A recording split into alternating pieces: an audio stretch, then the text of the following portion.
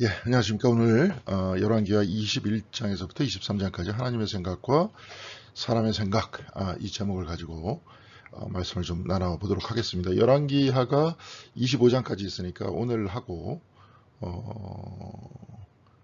이게 이제 아마 다음 시간이면은 이제 아마 끝날 것 같다 이런 생각이 듭니다. 이제 이스라엘의 멸망으로 끝나는 거죠. 근데 이제 우리가 열왕기 상하를 이렇게 쭉 보면서 우리가 느낀 거지만 하나님께서는 사람을 사랑하시는데 사람들은 자꾸 벗어나려고 한다. 하나님을 벗어나려고 한다.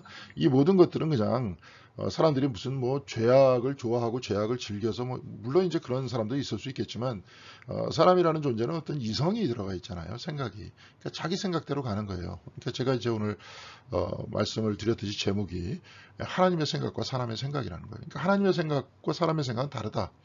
여기서도 보면 이 사람들이 이제 자꾸 그 우상을 숭배하려고 했었던 그 이유는 뭐냐, 왕들이.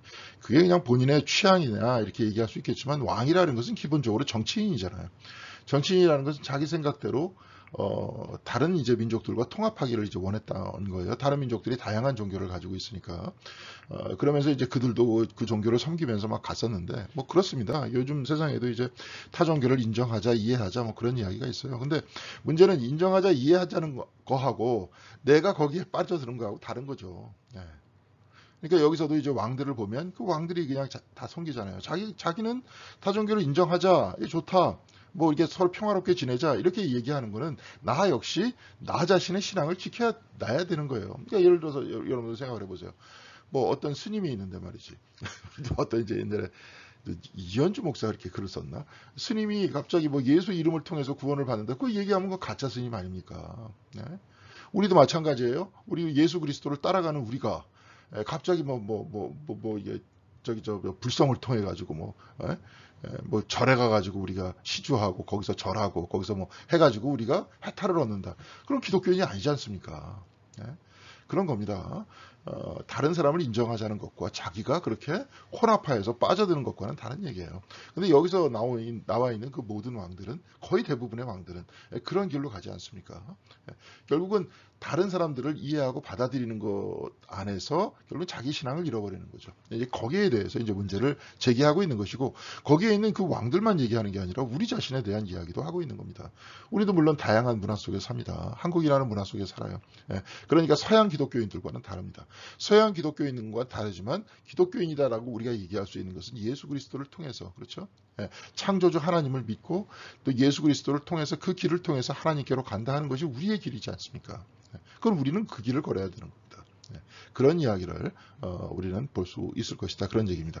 자, 오늘 이 장면이 이제 요시아가 어, 그 성전을 수리하다가 발견한 그때 율법서, 특별히 이제 신명기서라고 이렇게 사람들은 생각하고 있는데, 이게 신명기서를 들으면서 몸을 이제 옷을 찢는 장면이죠. 이제 옷을 찢으면서 여태까지 우리가 잘못 살았다. 하나님을 제대로 섬기자 하는 모양입니다. 요시아가 8살 때 왕이 됐다 그러는데, 이제 이렇게 나이가, 이제 얼굴을 이렇게 보면은 이렇게 나이가 들어가지고 이제 수염이 나지는 않았을 그런 나이인데, 그렇죠? 요시아가.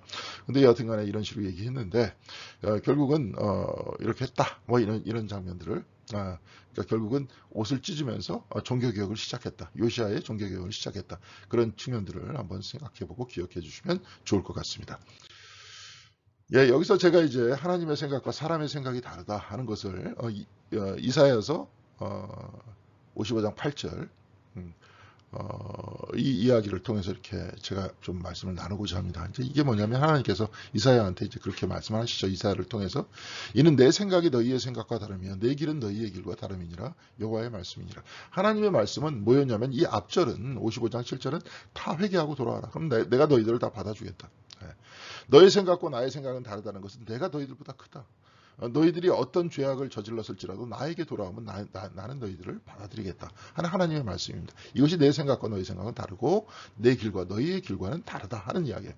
자, 그러면 그 말씀을 우리가 받았을 때는 어떻게 되는 겁니까? 하나님의 길로 가야 되는 거잖아요. 무엇이 하나님의 길이냐? 어떤 길이 하나님의 길이냐? 말씀을 통해서 다 기록되어 있죠. 사랑과 정의의 길인데 구체적으로 내가 가지고 있는 이 삶 속에서 사랑과 정의의 길이라는 거는 과연 뭐냐? 네.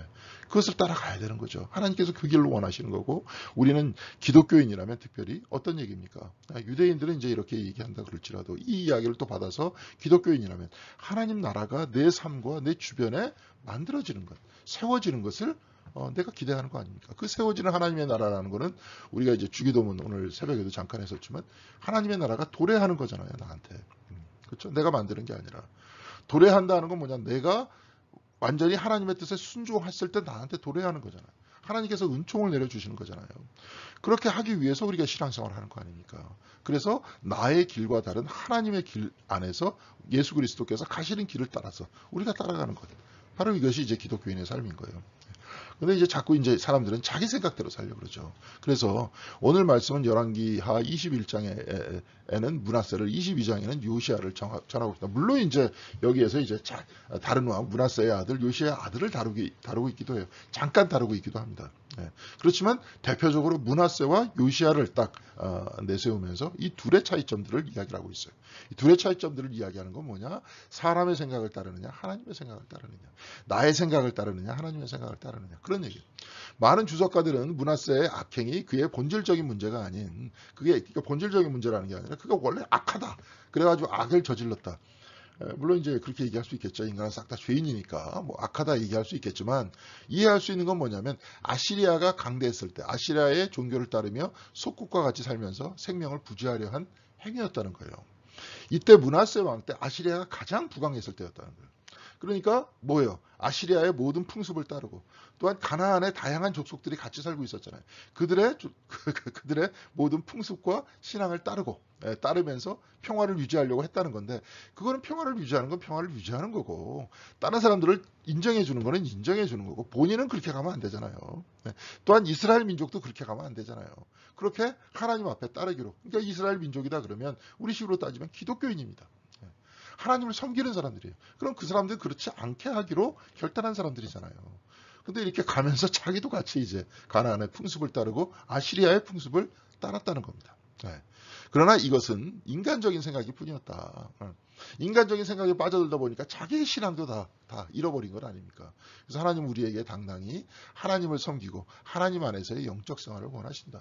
우리도 지금 이 땅 안에서 그럼 기독교인으로서 어떻게 살 것이냐. 이 땅 안에서 예수를 따라가는 예수의 제자로서 어떻게 살 것이냐. 이게 이제 우리가 살아가야 하는 삶의 방식이 돼야 되는 거죠. 그래서 므낫세는 인간적인 생각 아래 살았고 요시야는 신앙 아래 살았다. 요시야는 자기 자신의 신앙을 지켰다. 요시야도 그래요. 모든 좀 이따가 요시야의 종교 기억 때 요시야가 다른 민족들이 무슨 신을 섬기는 거에 대해서 거기서 얘기하는 게 아니에요. 산당들을 허물었다 하는 거 그거 얘기하는 거 아니에요. 산당들을 허물고 부정하게 했다는 거는 뭡니까? 이스라엘 영역 안에 있는 이스라엘 사람들, 특별히 우리 기독교 안에 있는 우상 숭배를 타파했다는 겁니다. 그렇게 살았다는 거예요. 이제 그런 게 굉장히 중요한 겁니다. 자, 21장 1절에 보면 므낫세는 왕이 되었을 때 12살이었다. 그는 예루살렘에서 55대 동안 다스렸다. 그러니까 12 플러스 55는 뭡니까? 그러면은 67이죠. 그러니까 67세에 죽었어요. 67세에 이제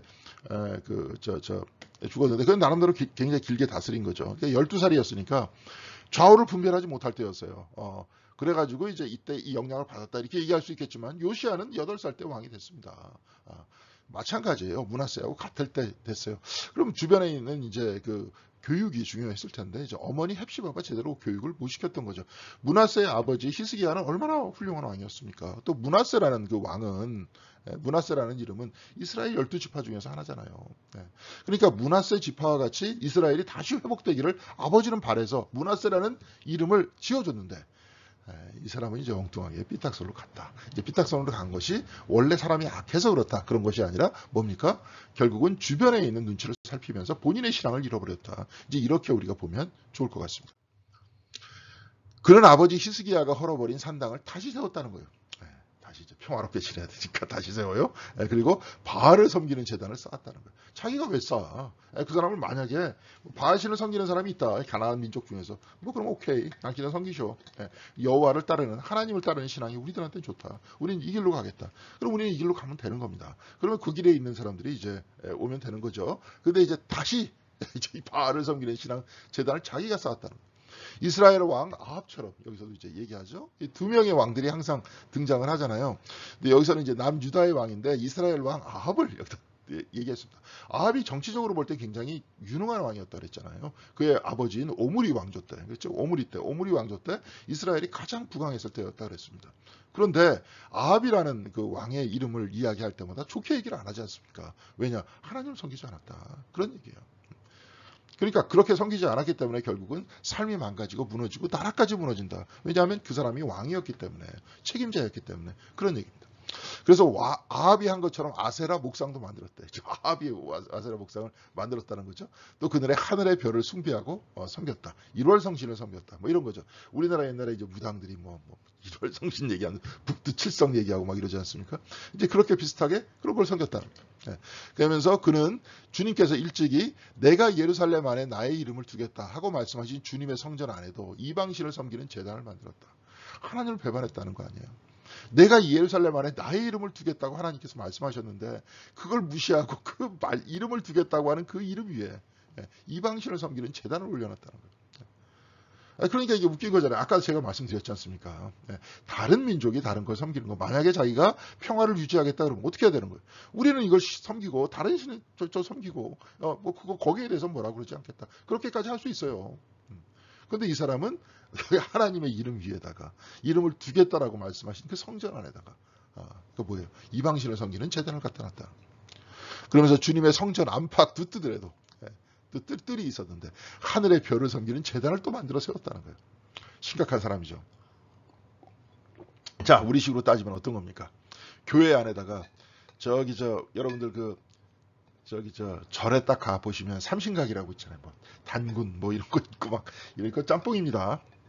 그 옛날에 유교 시대 때 조선 시대 때죠. 조선 시대 때 숙료 억불이라 그랬잖아요. 이제 불교를 굉장히 억압하는, 그래서 유교를 이제 높이는 그런, 조선 시대는 유교를 중심으로 세워진 그런 나라였으니까요. 근데 이제 그런 나라에서 이제 불교를 억압하다 보니까 불교가 다 산으로 올라갔어요. 산으로 올라가다 보니까 오는 신도가 없으니까 먹고 살 수가 없잖아요. 그러니까 그 신도를 받아들이기 위해서 삼신각을 칩니다. 그거는 이제 무당이에요. 비나이다 하는 곳이에요. 그런 거 부처님한테 연불도 하고 비나이다도 하고 가라. 이제 그런 이야기죠. 그러니까 이제 특별히 이제 뭐 사람들이 와서, 특별히 이제 여성들이 와서 비나이다 하고 뭐 쌀 시주도 드리고 이제 갔다는 거예요. 그런 식이나 마찬가지입니다. 여러분들 생각해 보세요. 우리 교회 본당 안에다가, 그럼 본당 교회 그 앞마당에다가 뭐 삼신각 같은 거 갖다 놓고 불상 같은 거 갖다 놓고 그거 어떻겠습니까, 여러분? 그럼 교회 왜 나와야 되게? 완전히 짬뽕 되는 건데. 이제 그런 얘기죠. 그래서 그는 자기의 아들들을 불살라 바치기도 했다는 거예요. 몰렉을 섬겼다는 거 아닙니까?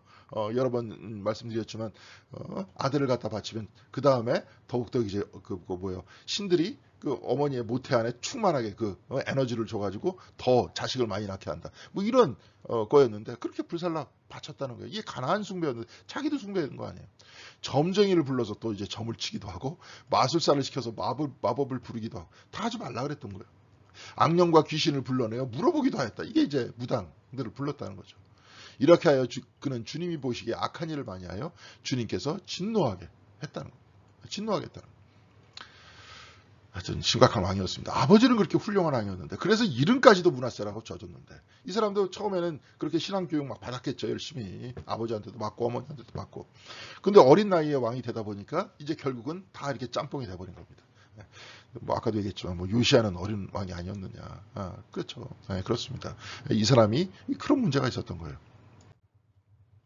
또 그는 자신이 손수세게 만든 아세라 목상을 아까 아합같이 성전 안에다가 손수 그것도 만들었다. 그러나 이 성전은 일찍이 주님께서 이 성전을 두고 다윗과 그의 아들 솔로몬에게 말씀하실 때 내가 이스라엘의 모든 지파 가운데 선택한 이 성전과 이 예루살렘 안에 영원히 내 이름을 두겠다. 얼마나 하나님께서 마음이 아프시겠어요. 영원히 내가 내 이름을 여기다 두겠다. 내가 영원히 너희들과 같이 하겠다. 그랬는데 거기다가 자기가 깎은 아세라 목상을 세워요. 하나님의 나라를 우리들한테 도래하는 것이라 그랬습니다. 근데 지금 지가 깎아갖고 지가 만들고 있잖아요.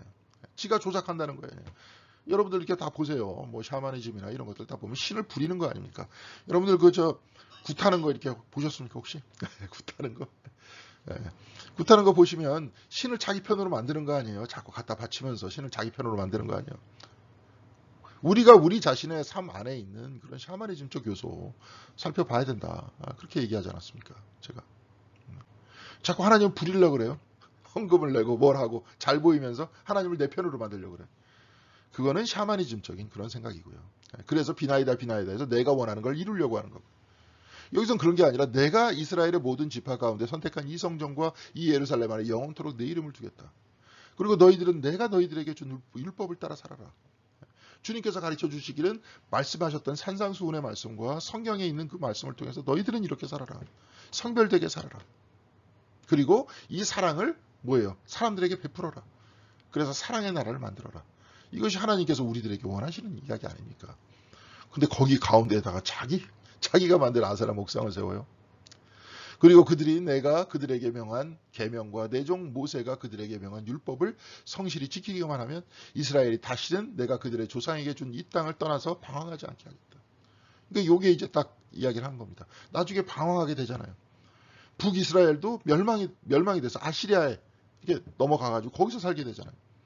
여기도 남유다도 나중에 그저 시드기야 왕 때 멸망해가지고 느부갓네살한테 다 사람들이 붙들려 가가지고 그죠? 바빌론에 가가지고 포로 생활을 하고 이스라엘의 남은 폐허 속에서 남은 사람들은 정말로 가난하게 살고 너희들이 다 그렇게 했던 건 뭐냐? 하나님의 뜻을 떠난 것 아니냐? 그런 이야기입니다.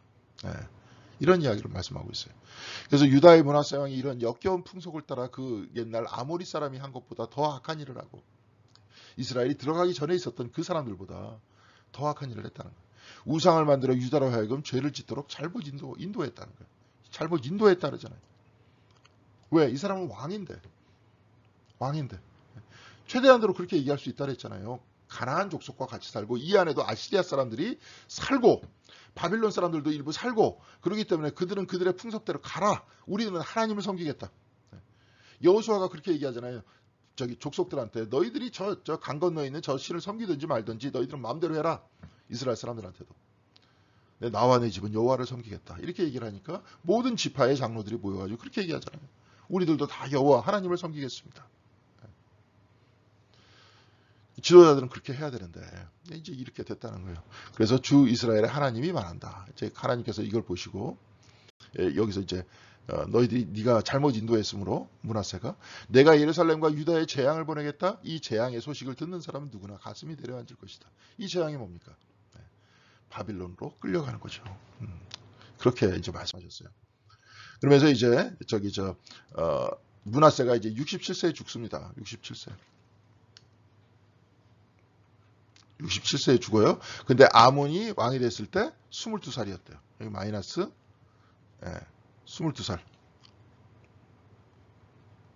하면 몇이 나옵니까? 45잖아요. 자, 아몬이 이 나이 때 이미 45살이었어요. 45살이었어요. 그리고 22살이었다. 22살에 왕이 됐습니다. 네.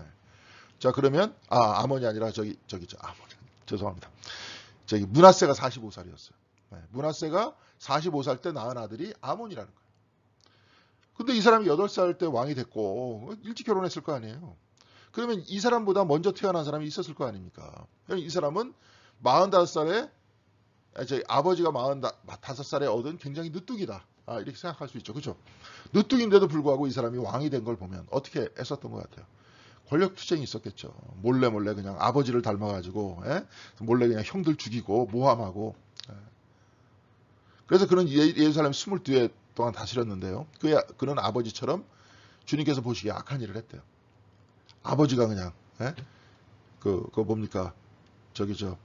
8살에 왕이 됐다 그랬죠. 그 긴 시간 동안 55년의 시간 동안 그냥 아주 못된 짓을 했는데 이 사람도 이제 그런 식의 또 길을 걸었다는 거예요. 그러면서 그의 아버지가 걸어간 길을 모두 본받았고 그의 아버지가 섬긴 우상을 받들어서 경배했대요. 결국 아몬 왕의 신하들이 그를 반역하고 궁 안에 있는 왕을 살해했대요. 이제 아버지까지 저 모습을 보이는데 얘까지 저 모습을 보이니까 도저히 역겨워서 못 봐주겠다 해가지고 죽였다는 거예요. 근데 신하들이 죽였다는 걸 한번 생각해 보면 이 사람이 뭡니까? 45살에 태어났던 이 사람이 모든 앞에 있는 왕들을 다 왕들이 아니라 왕위 후보자들, 형들을 다 살해하든지 모함하든지 밀어내든지 죽였든지 그러면서 왕이 되다 보니까 뭐가 많겠어요? 적이 많을 거 아니에요. 네. 그러니까 아버지 므낫세가 따라갔던 일들을 억지로 막 그렇게 이상한 일들을 따라하고 그렇죠? 그러면서 또 이런 행동들을 하고 그렇게 되다 보니까 어떻게 돼요? 적이 생기게 되니까 살해당한 거예요. 그런데 백성 그 땅의 백성은 아몬 왕을 반역한 신하들 또 다 죽였다는 거예요. 이게 원래 권력 다툼은 이렇게 돼 있습니다. 우리가 북이스라엘 보면은 계속 왕조가 바뀌면서 살해 현상이 나타나잖아요. 이렇게 죽이면 사람들은 죽여도 되는구나 하면서 죽입니다.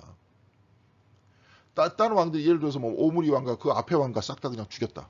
그래서 자기가 됐다. 그 다음 왕조 누굽니까? 예후의 왕조가 들어서면서 싸그리 다 그냥 없애버리지 않습니까? 다 원래 그렇게 돼 있는 거예요. 칼로 일어선 자는 칼로 망하게 돼 있습니다. 이제 이렇게 돼 있어요. 그러면서 요시아가 왕이 됩니다. 그래서 요시아가 왕이 되었을 때는 8살이었어요. 그러니까 이제 므낫세가 왕이 됐을 때하고 비슷한 나이에 됐는데 이 사람은 선한 왕이었대요. 요시아는 주님께서 보시기에 올바른 일을 하였고 그의 조상 다윗의 길을 본받았다. 아까 므낫세를 딱 얘기할 땐 뭐예요? 아합 왕처럼. 또 북이스라엘이 항상 얘기할 때는 여로보암처럼 이게 안 좋은 왕이에요. 안 좋은 표준이에요. 저렇게 되면 안 된다 하는 표준이에요. 근데 다윗은 뭐예요? 저렇게 돼야 된다 하는 표준이 된 거죠. 그래서 hil기야 대제사장이 사반 제사장에게 주님의 성전에서 율법책을 발견하였다고 하면서 성전 수리를 하는데 율법책을 발견했대요. 뭐 여러 가지 학설이 있습니다. 북이스라엘이 망한 다음에 북이스라엘 쪽에 있는 그 제사장 그룹들이 그 율법책을 성전 안에다 숨겨놨다. 라고 얘기하는 사람도 있어요. 여하튼 어떤 경로를 통해서든지 성전 안에 율법책이 있었던 거예요. 그래서 그 책을 사반에게 넘겨줬고 사반이 그 책을 읽어보았다는 거예요. 사반이라는 사람은 아까 제가 이제 첫 장면에 이제 그렇게 딱 얘기했죠. 그러니까 그 왕이 그 율법책에 첫 그림이었잖아요. 율법책의 말씀을 듣고 애통해하며 자기 옷을 찢었대요. 8살에 왕이 됐는데 그죠? 나중에 이제 성전 수리를 하는데 그렇게 수염이 길진 않았을 거 아니에요? 그래서 애통해하면서 자기 옷을 찢었대요. 왕은 hil기야 대제사장과 사반의 아들 아하감과 미가의 아들 악볼과 사반 서기관과 왕의 시종 아사야에게 명령했다. 제사장과 서기관, 시종에게 다 명령한 거예요. 서기관은 신학자입니다. 제사장은 성직자죠. 그죠? 그리고 시종들에게 싸그리 다 명령해요. 그대들은 주님께로 나아가서 나를 대신하여 이 백성과 온 유다를 대신하여 이번에 발견된 이 두루마리의 말씀에 관하여 주님의 뜻을 여쭈어 보도록 하시오. 우리의 조상이 이 책의 말씀에 복종하지 아니하였고, 그죠? 므낫세도 복종 안 했잖아요. 므낫세의 아들도 복종하지 않았잖아요. 우리들이 지키도록 규정된 이 기록대로 하지 않았으므로 우리에게 내리신 주님의 진노가 크다. 우리 이렇게 가야 된다. 신명기서예요. 그 내용이 복과 저주를 너희 앞에 둔다 그랬잖아요. 나의 말씀을 따르면 복을 내리고 안 따르면 저주를 내리겠다. 복 저주를 받기 위해서 뭐 이렇게 하는 게 아니고 하나님의 말씀 따라 사는 것, 말씀이 내 안에 거하는 것, 하나님과 동일하게 더불어 가는 것. 이스라엘이 무슨 젖과 꿀이 흐르는 땅이라 그랬는데 그 젖과 꿀이 흐르는 땅으로 보이는 그 눈이 어떻게 열리는 겁니까? 하나님과 동행했을 때. 하나님과 동행했을 때, 하나님과 함께했을 때, 그 바위투성이의 이스라엘 땅도, 그 가나안 땅도 젖과 꿀이 흐르는 땅으로 보이는 거잖아요. 내 마음이 내 삶이 자유인이 됐고 하나님과 함께 있을 때, 그러면서 그 모든 그 삶이 뭐예요? 저주가 아니라 복이 되는 거 아닙니까? 근데 이렇게 안 살았다는 거예요. 아까도 얘기했지만 우상이나 섬기면서 맨날 복 달라고만 그러고. 그래서 왕이 사람을 보내어 유다와 예루살렘의 모든 장로를 이제 다 소집하죠. 모든 사람 다 소집해요. 왕이 주님의 성전에 올라갈 때 유다의 모든 백성과 예루살렘의 모든 주민과 제사장들과 예언자들과 어른부터 아이에 이르기까지 다 이스라엘 사람들이에요. 모든 백성이 그와 함께 성전으로 다 올라갔어요. 그때 왕은 주님의 성전에서 발견된 언약책에 적힌 모든 말씀을 크게 읽어서 사람들이 들려주게 했다는 거예요. 성경은 뭐예요? 듣는 책이에요. 너희들 들어라. 들어라 하는 거죠. 이제 나중에. 거기서 그런 얘기가 나오잖아요. 신명기서 6장에 예루살렘아 들으라. 하나님은 한 분이시니 온 마음과 뜻과 힘을 다해서 하나님을 사랑하라. 예수님께서는 그렇게 하나님을 사랑하고 하나님께서 나를 사랑하신다는 은혜를 받으면 그 은혜를 가지고 어떻게 돼요? 이웃을 사랑하라. 그렇게 말씀하셨잖아요. 그게 우리의 길이잖아요. 왕은 기둥에 이제 곁에 서서 주님을 따를 것과 온 마음과 목숨을 다 바쳐 그의 계명과 율법 율례를 지킬 것과 이 책에 적힌 언약의 말씀을 지킬 것을 맹세하는 언약을 주님 앞에 세웠다. 온 백성도 그 언약에 동참했다. 언약이 갱신되는 거죠. 자, 왕의 기둥이라는 암무드라는 이 말은 불기둥과 구름기둥 얘기할 때 사용됐던 단어인 거예요. 암무드 곁에 섰다. 기둥 곁에 섰다. 즉 인도하시는 하나님과 함께했다. 왕이 이제 본을 보이는 거죠. 아까 므낫세는 본을 못 보였잖아요. 이 사람은 본을 보이는 거예요. 나도 여기서 서약하겠다. 이제 주님을 따르겠다. 너희들도 서약하시오. 예. 그래서 유다의 모든 성읍으로부터 제사장을 철수시켜 예루살렘으로 불러들였고 게바로부터 부엘세바에 이르기까지 그 제사장들이 제사하던 신당들을 모두 부정하게 했다. 예, 예배는 한 곳에서 드려야 되니까 저 산당 저기서 드리지 마.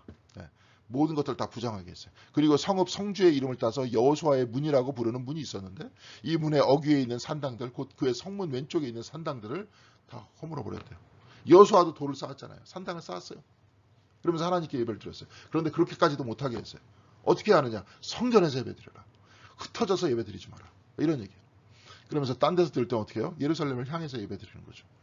그래서 산당의 제사장들은 예루살렘에 있는 주님의 제단으로 올라가지 못하게 하였으나요. 누룩이 들지 않은 빵은 다른 제사장들과 함께 나누어 먹었다. 무교병이죠. 출애굽을 이 사람들은 예배를 드리면서 항상 뭘 기억해요? 출애굽을 기억하는 겁니다. 우리는 예배를 드리면서 뭘 기억해요? 십자가 부활을 기억하는 겁니다. 창조가 다시 시작되는 것이 기억하는 것이고 우리의 뭐예요? 죄가 용서되어서 우리가 하나님의 백성으로 참여하는 것을 기억하는 겁니다. 근데 이 사람들은 출애굽을 기억을 하죠. 그러면서 뭘 먹습니까? 누룩이 들지 않은 빵을 먹어요. 우리는 뭘 먹습니까? 캐톨릭에서는 누룩이 들지 않은 그걸 먹잖아요. 그 빵을 그 와파라 그러는데 그걸 먹지 않습니까? 빵을. 우리들은 뭘 먹어요? 말씀을 먹지 않습니까? 그러면서 기억하는 거예요. 신앙이라는 건. 그러면서 제가 한번 엘리아데라는 사람의 이야기를 얘기했죠. 엘리아데. 그래서 신앙이라는 거, 종교라는 건 뭐냐? 영혼 회개다. 영혼이 회개하는 것이다. 어디로 회개하는 거예요? 원래 출발했었던 신앙의 출발의 그 지점으로 회개하는 거예요. 신앙의 출발의 그 지점이 이 사람들은 뭡니까? 출애굽이잖아요. 거기서 출발하니까 누룩이 들지 않은 무교병을 먹었다는 거예요. 근데 이제 이 이야기는 예배에 참여하지는 못하게 했지만 무교병은 줬다. 이 이야기는 여기 기록되어 있어요.